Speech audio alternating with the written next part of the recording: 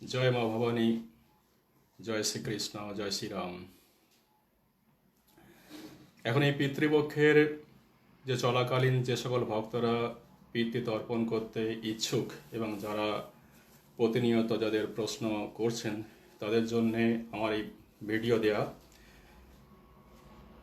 কৃষ্ণ আশ্বিন মাসে কৃষ্ণ চতুর্দশীতে পর্যন্ত প্রতিপদ থেকে চতুর্দশী পর্যন্ত যে পক্ষ রয়েছে সেটাই হচ্ছে পিতৃপক্ষ।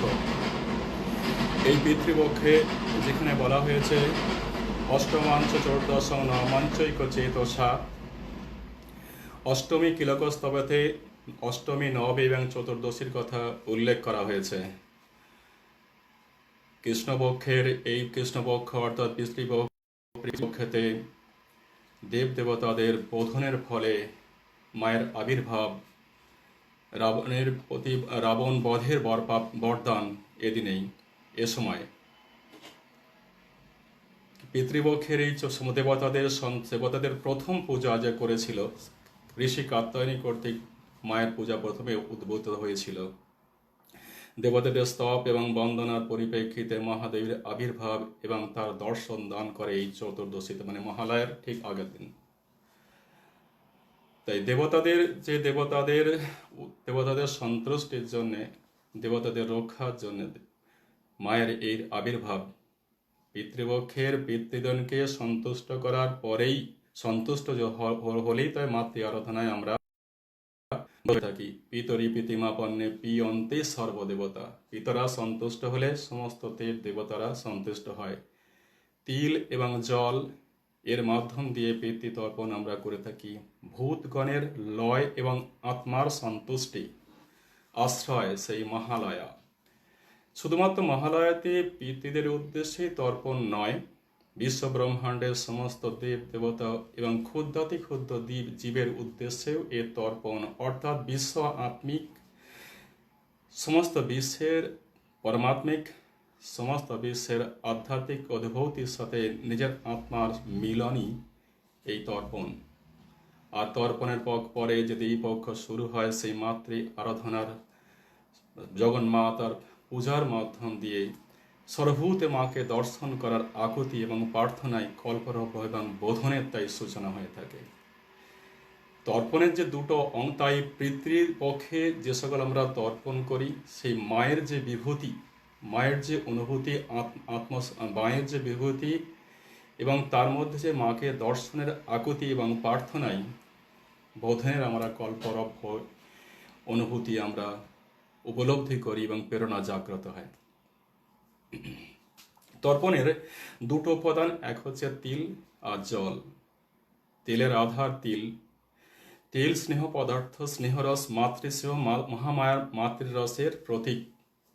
জল জীবনের আধার এবং বিশ্ব ব্রহ্মাণ্ড যখন নিমজ্জিত ছিল, মহাপ্রলয়ের সময় সলিলেই নিমজ্জিত ছিল।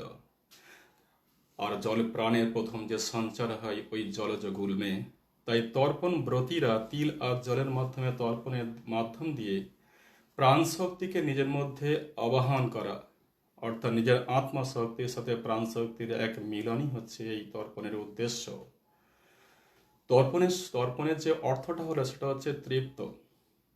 জাগতিক মহামায়ার বন্ধন থেকে জ্যোতির রাজ্যে অমৃতের তত্ত্বে পৌঁছে যাওয়া, তাই হচ্ছে তৃপ্ত। মহামায়ার এই জ্যোতির রাজ্যে পৌঁছে যাওয়া, তার মধ্যেই তো আমাদের আত্মার পরম তৃপ্ত। আর এই জাগতিক যে মহামায়া জন্ম মৃত্যুর বন্ধন থেকে বাঁকে না পড়ে অমৃত তত্ত্বে পৌঁছে যাওয়া, আত্মার স্বচ্ছন্দে বিহার, সেই হচ্ছে মহান আলয় লয়, অর্থাৎ আধ্যাত্মিক ভৌতিক দৈহিক লয় এবং তাতে আলয় আশ্রয়, সেই হচ্ছে মহালয়া। এই মহালয়াতে তর্পণবতীরা তিল এবং জলের মাধ্যম দিয়ে অর্পণ করে, পিতৃতর্পণের মাধ্যম দিয়ে এই মহান তৃপ্তিতে সমস্ত বিশ্ব ব্রহ্মাণ্ডকে নিজের সাথে আর মায়ের বিভূতির সাথে একাত্মবোধ হওয়ার প্রেরণা। তাই অবসর এই মহান ঘোর জ্যোতির্ময়ী মহামায়ার কাছে প্রার্থনা জ্যোতির্ময়ী মহামায়ার কাছে প্রার্থনায় এই আলোর আকুতিতে ভরা সেই অন্ধকারকে মোহকে অতিক্রম করে জ্যোতির্ময়ী মহামায়াকে আরাধনায় আমরা ব্রত হয়ে থাকি। তাই মহালয়ার প্রার্থনা এবং আকুতি আলোয় ভরা, সেজন্যেই তমসমা জ্যোতির্গময়া, জ্যোতির্ময়ী মহামায়াকে প্রার্থনার মধ্যে দিয়ে আমরা অমৃতের তত্ত্বে পৌঁছে যাই। মিতর্মা অমৃতঙ্গময়া। তাই আশ্বিনের যে কৃষ্ণপক্ষ, যেটা প্রতিপদ থেকে চতুর্দশী পর্যন্ত এক সুবর্ণ সুযোগ, যেখানে নিজের আত্মার সাথে পরমাত্মা সাথে মিলিত হওয়ার, সংযোগ হওয়ার এক মহান সুযোগ।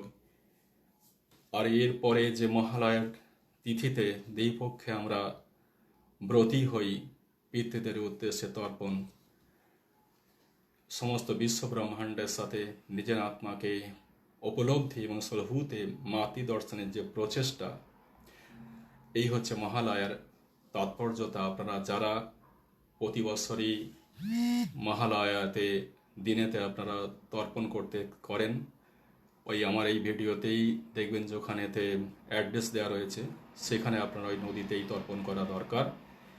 আর দীপধাম মন্দিরেতেও সকালবেলা 7টার সময় তর্পণ হবে, 162-এতেও তর্পণ করা হবে। আর যারা সময় থাকবে তারা আপনারা ওই নদীতে, যেখানে আমি প্রতি বছরই আমাদের তর্পণ করা হয়ে থাকে, তারা তর্পণ করবেন।